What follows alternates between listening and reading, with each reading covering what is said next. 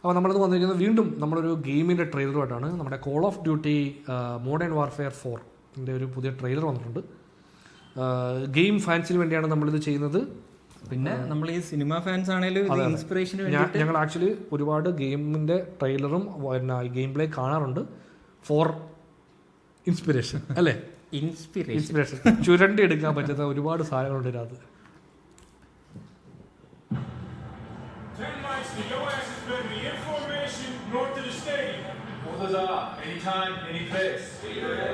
Asians ആക്കിയല്ലേ.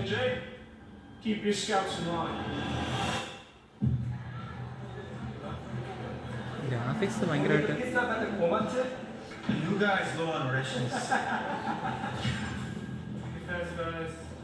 Who's that, a K-pop star?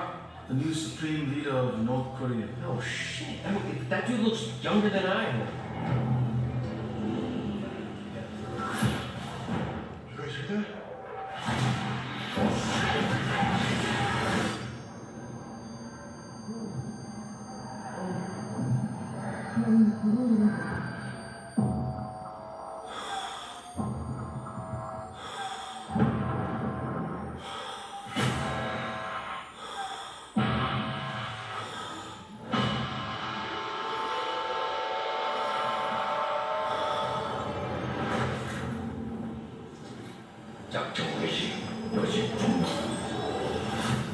Going dark അവര് മറ്റേ ഇതാക്കി.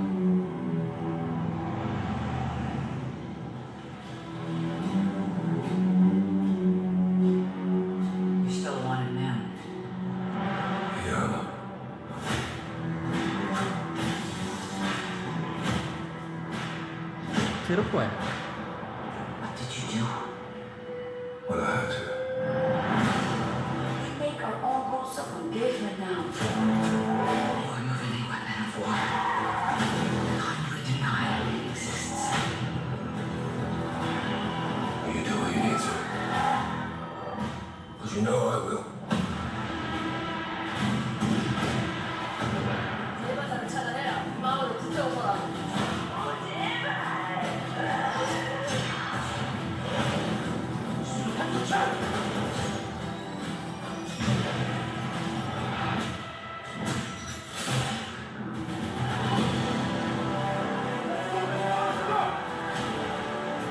You're not ready.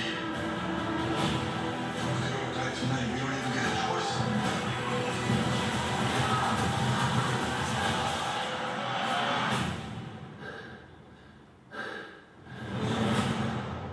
You broke a lot of rules, Price.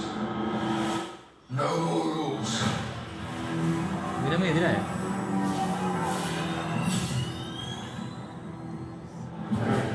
October 23. ഇതിന്റെ പിന്നണിയിലെ team കുറച്ച് മാറിയെന്ന് തോന്നുന്നു. കാരണം മൊത്തത്തിൽ ഒരു ഈ ക്യാപ്റ്റൻ പ്രൈസിന്റെ ലുക്കൊക്കെ കുറച്ച്. നിങ്ങൾ ഇതുവരെ കളിച്ചിട്ടുണ്ട് ഇത് റീബൂട്ടാണ്. അതായത് മോഡേൺ വാർഫെയർ സീരീസിന്റെ പഴയത് ഫുള്ള് കളിച്ചായിരുന്നു. ഇതിപ്പം റീബൂട്ട് ചെയ്തതിന് ശേഷം ഫസ്റ്റ് ഗെയിം കളിച്ചിട്ടുണ്ട്. അത് കിട്ടില്ല സാധനം. സെക്കൻഡ് തേർഡ് ഞാൻ കളിച്ചിട്ടില്ല. അതിൻ്റെ രണ്ടിനും മിക്സ്ഡ് റിവ്യൂ ആയിരുന്നു. പക്ഷെ ഫസ്റ്റ് ഭയങ്കര സിനിമാറ്റിക്.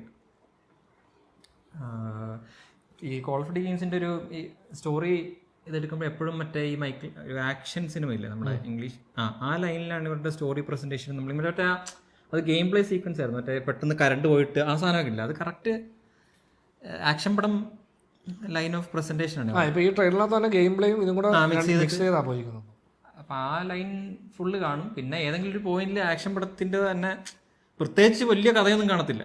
ബോംബ് പൊട്ടുന്നു, രക്ഷിക്കുക, ആ സാധനമൊക്കെ കാണും. പിന്നെ ആരെങ്കിലും പിടിച്ചോണ്ട് പോകും, നമ്മുടെ നമുക്ക് ഇൻഫർമേഷൻ തന്ന ആരെങ്കിലും പിടിച്ചോണ്ട് പോകും, അയാളെ ഈ ലൈൻ സംഭവമൊക്കെ തന്നെ. നമ്മൾ പണ്ട് ഇത് എടുത്തിരുന്നത് എന്താണെന്ന് വെച്ച് കഴിഞ്ഞാൽ ഈ ഷൂട്ട് ചെയ്ത് കളിക്കാനുള്ള ഇൻട്രസ്റ്റ്.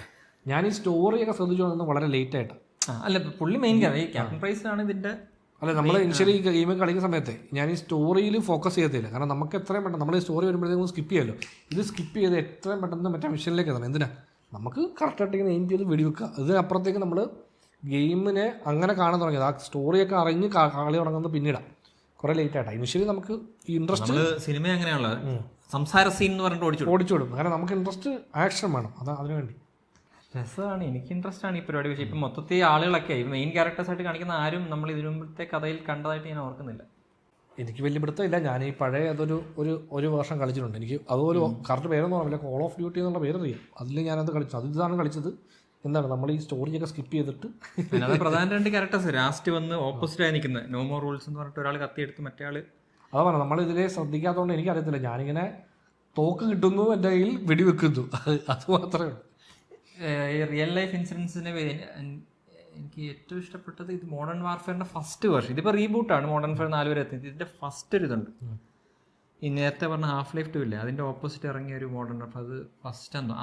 അതിന്റെ ആ ഗെയിം ഞാൻ പ്രത്യേകിച്ചൊന്നും കേൾക്കാതെ, ക്രൈസിസിന്റെ കൂടെ എന്തോ ഇറങ്ങി, പ്രത്യേകിച്ചൊന്നും കേൾക്കാതെ അത് ഓപ്പൺ ചെയ്തപ്പോൾ ഞാൻ ഞെട്ടിപ്പോയി. സിനിമ പോലെ തന്നെ ഉള്ളൊരു ഓപ്പണിങ് സീനാണ് അത്. നമ്മളേതോ, എൻ്റെ ഓർമ്മ ശരിയാണെങ്കിൽ നമ്മളേതോ രാജ്യത്തിൻ്റെ പ്രസിഡൻറ്റോ പ്രൈം മിനിസ്റ്റർ അങ്ങനെ എന്തോ നമ്മളിങ്ങനെ കൈ കെട്ടി ഒരു വണ്ടിക്കകത്തോട്ട് എടുത്തിടുവാണ്. എന്നിട്ട് ആ വണ്ടിക്കകത്തിരുന്ന് നമ്മൾ അഫ്ഗാനിസ്ഥാനാന്ന് തോന്നുന്നു, അതേപോലൊരു അതിൻ്റെ ഒരു റെപ്രസെൻറ്റേഷൻ ആയിട്ടുള്ളൊരു സ്ഥലം മൊത്തം കാണുക വണ്ടിക്കകത്തിരുന്ന്. എന്നിട്ട് ഇവർ തമ്മിൽ സംസാരിക്കുന്നുണ്ട്. അപ്പോൾ നമ്മൾ നോക്കുമ്പോഴത്തേക്കും പോകുന്ന വഴിക്ക് കുറേ പേരെ തോക്കുക. അപ്പോൾ അങ്ങനെ ഒരു ഗെയിം സ്റ്റാർട്ട്, അത്രയും റിയലിസത്തോട് അടുത്ത് നിൽക്കുന്ന ഒരു ഗെയിം സ്റ്റാർട്ട് ചെയ്ത് നമ്മൾ അതിനുമ്പ് എക്സ്പീരിയൻസ് ചെയ്തിട്ടില്ല. അപ്പോൾ അത് ഭയങ്കര ഒരു ആ POV ആണ്. എന്നിട്ട് അത് ലാസ്റ്റ് നമ്മളെ കൊണ്ടുപോയി ഒരു പോളി കെട്ടി വെച്ചിട്ട് ലൈവ് ടെലികാസ്റ്റ് ഓൺ ആക്കി വെച്ചിട്ട് നമ്മളെ വെടിവെക്കുവാണ്. ആ വെടിവെച്ചോടെ നമ്മൾ ആ ക്യാരക്ടർ മരിച്ചിട്ട് പിന്നെ ന്യൂസിലിരുന്ന് നമ്മൾ കളിക്കാൻ പോകുന്ന ക്യാരക്ടർ ഇത് കാണും. അങ്ങനെയാണ്. അപ്പോൾ അതൊക്കെ ഭയങ്കര സിനിമാറ്റിക് കട്ടും. അപ്പോൾ അത് കാണുമ്പോൾ നമ്മൾ പെട്ടെന്ന് ഇന്നാവാണ്. അപ്പോൾ അങ്ങനെയാണ് എൻ്റെ എക്സൈറ്റ്മെൻറ്റ് ഈ കോൾ ഓഫ് ഡ്യൂട്ടി സീരീസിലേക്ക്. പിന്നെ ഇവർ വേറെ ലൈനിലൊക്കെ പോയി നമ്മളെ ഇൻട്രസ്റ്റിൽ നിന്നൊക്കെ പോയി ഓൺലൈനിൽ കോൺസെൻട്രേറ്റ് ചെയ്തിട്ട് ഈ സ്റ്റോറി അത് 3.5 മണിക്കൂർ 2.5 മണിക്കൂറായിട്ട് ചുരുങ്ങിപ്പോയി. അത്രയും സമയം കൊണ്ട് നമുക്ക് കളിച്ച് തീർക്കാം ഒരു ഗെയിം. അപ്പോൾ അത് നമുക്ക് ഭയങ്കര ഡിസപ്പോയിൻറ്റിങ് ആയിപ്പോയി. പിന്നെ ഇപ്പോൾ ഈ റീബോട്ട് ഭയങ്കര രസമുണ്ടായിരുന്നു. പിന്നെ അതും ഇതുപോലെ റിവ്യൂ ഒക്കെ കേൾക്കുന്നിടത്തോളം കഥയുടെ ലൈനൊക്കെ വിട്ടിട്ട് ഇപ്പോൾ ഇത് റീബൂട്ടിൻ്റെയും വേറെ പുതിയ കുറേ ക്യാരക്ടേഴ്സ് വരുന്നതെന്ന് തോന്നുന്നു. എനിക്ക് മറ്റേ റെഡ് ഡെഡ് റിഡംഷൻ അതാണ് എനിക്ക് അതും ഭയങ്കര ഇൻട്രസ്റ്റിംഗ് സ്റ്റോറി ലൈനാണ്. അത് തന്നെ, അതിൻ്റെ സ്റ്റോറി ലൈൻ ഭയങ്കര അടിപൊളിയാണെന്ന് കേട്ടു. ഞാൻ കുറച്ച് ഗെയിം പ്ലേ അധികം ഇങ്ങനെ കണ്ടിട്ടുണ്ട്. അപ്പോൾ എനിക്കതിങ്ങനെ കളിച്ചാൽ കൊള്ളാമെന്ന് ഭയങ്കര ആഗ്രഹമുണ്ട്. അതായത് ഞാൻ കണ്ടിട്ടുണ്ട്, പക്ഷെ ഫുൾ എത്തിയിട്ടില്ല. ഞാൻ മറ്റേ കുറേ പേരുടെ ക്ലൈമാക്സ് ഇരുന്ന് കരയുന്നത് കാണാം. അതിലില്ല, ഞാനത് ഈ പറഞ്ഞ പോലെ ഫസ്റ്റിനെ സെക്കൻഡിനെയും തുടക്കണം കുറേ മണിക്കൂറുണ്ട്. കുറേ ഉണ്ട്. അത് എങ്ങോട്ട് വേണേൽ പോകാം. നമ്മളിങ്ങനെ എടുത്ത് വെച്ചിട്ട് ഇരിക്കുമ്പോൾ കുറേ മണിക്കൂറുണ്ട്. എൻ്റെ ഗെയിം പ്ലേ ഒക്കെ യൂട്യൂബിൽ കിടപ്പുണ്ട്. അപ്പോൾ നമ്മളെടുത്ത് കുറച്ച് നേരം കണ്ടോണ്ടെങ്കിൽ കുറച്ച് നേരം സ്കിപ്പ് അടിച്ചിട്ട് ഏതെങ്കിലും മെയിൻ സീക്വൻസിലേക്ക് പോകും. അങ്ങനെ കാര്യം എനിക്ക് ആ വെസ്റ്റേൺ ആ സ്റ്റൈലൊക്കെ ഭയങ്കര ഇഷ്ടമുള്ളതുകൊണ്ട് അത് കുറച്ച് സെയിം. എനിക്ക് മറ്റേ GT ആണെങ്കിലും ഇതിനകത്ത് ക്യാരക്ടേഴ്സൊക്കെ ഭയങ്കര ഇൻട്രസ്റ്റിംഗ് ആണ്. ഞാൻ പറഞ്ഞില്ലേ, ചില കഥകളിൽ അതിൻ്റെ ഇൻഫ്ലുവൻസ് ഒക്കെ ഉണ്ട് അതിൻ്റെ അകത്ത് ക്യാരക്ടേഴ്സിൻ്റെ, ഈ GTA 3 ഉൾപ്പെടെ. അപ്പോൾ എന്തായാലും കളി ഇറങ്ങുമ്പം ആരെങ്കിലും ഒക്കെ കളിക്കുന്ന വീഡിയോ ഞാൻ കാണാം യൂട്യൂബിൽ ഇരുന്നിട്ട്. മാക്കിലേക്ക് ഷിഫ്റ്റ് ആയ പിന്നെ ഈ ഗെയിമിംഗ് എന്ന സംഭവം വിട്ടുപോയി. PC നിന്ന് മാറിയപ്പോൾ ചെറിയ എന്തെങ്കിലും ഗെയിം എടുത്തിട്ടാൽ തന്റെ മാക്ക് അല്ല ഇപ്പൊ തിരിച്ചു വരുന്നുണ്ട്. മാക് ഗെയിമിംഗ് എന്ന് പറഞ്ഞ സാധനം ഇങ്ങനെ പയ്യെ തിരിച്ചു വരുന്നുണ്ട്. മാക്ക് എടുത്തിട്ട് അതിനകത്ത് എന്തും ഗെയിം കളിക്കാൻ എന്തോ ഒരു സുഖം. എന്തുകൊണ്ട് വരും മാക്കിൽ ഗെയിമിംഗ് സജീവമാവും.